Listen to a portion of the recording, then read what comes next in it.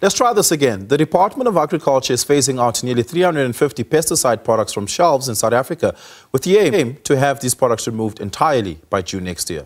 This following the classification of 28 chemicals contained in these pesticides as toxic, causing cancer and resulting in DNA mutations and birth defects.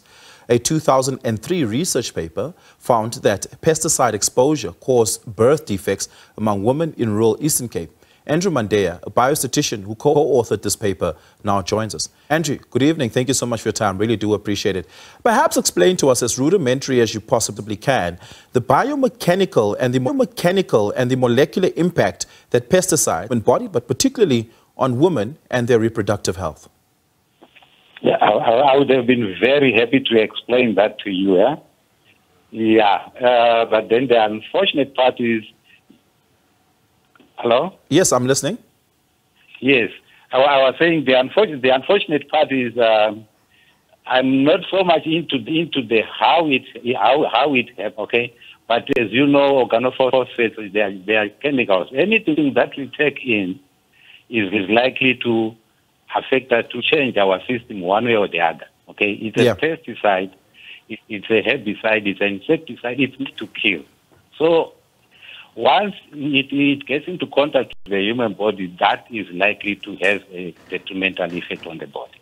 Okay? But how the mechanism is not something that I can really explain to you right now. Yeah. Look, there are many pesticides, rodenticides being one of them, and various organophosphates, turbophos being one of the highlighted ones in South Africa that can cause these sorts of things. What is the list of the most harmful and toxic pesticides that the government has its eye on, that, as your paper would have found, may have been the most dangerous?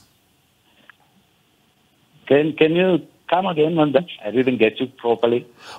What are some of the most toxic pesticides that your study had determined? Well, in our study, we looked at different pesticides, but the one that came out tops was these organophosphates and the one that is called blue death, which was on the at that time. Okay. Yeah, we found blue death to be one of the major ones, although we have organophosphates and I think organophosphates and blue death, those were the highest. Yeah. Now, manufacturers of these pesticides, and some of them are very popular brands like Retex, Rodex, and Superkill, they're fighting to keep their products in the market and on the shelves. The argument they make is that should you remove these products, it would cause a public health crisis. Now, one can understand the role of pesticides. It's about pest control effectively. And if pest control is left unfettered and uncontrolled, it could potentially lead to a public health crisis. What's your response to that?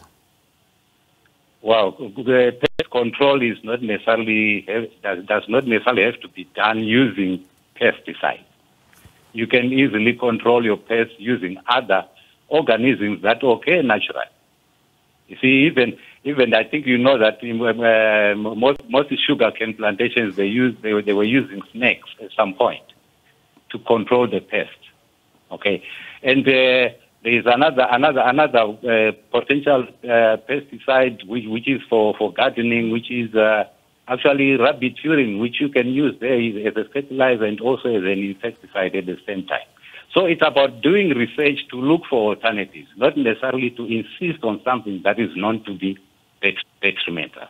Yeah, and just along, of course, as you know, what we've known from reports from the Minister of Health, that the children that passed away in Naledi had all ingested turbophos, which is an organophosphate. How prominent of a product as a pesticide is it in the South African market? How easily accessible is it? And how often is it used in a domestic context?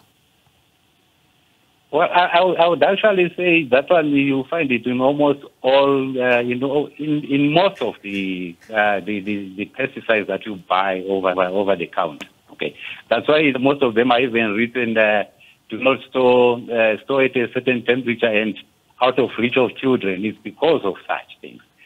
These insecticides or pesticides, they might have an effect on the human body, but it all depends. I think you would have heard on the age. Children are more vulnerable, worse the fetus. Absolutely. Yeah. So, yeah. Andrew, thank you so much for your time and your insights this evening. Do appreciate it. Andrew Mandeya is a biostatistician.